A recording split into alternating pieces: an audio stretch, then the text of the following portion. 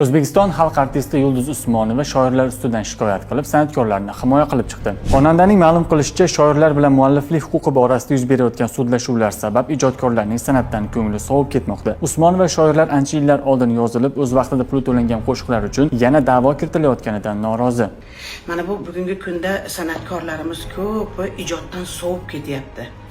Ijod qilgisi kelmayapti. Yangi qo'shiq yo'q deymiz. Yangi qo'shiq nima uchun yo'qligini ham so'rayapsizlarmi?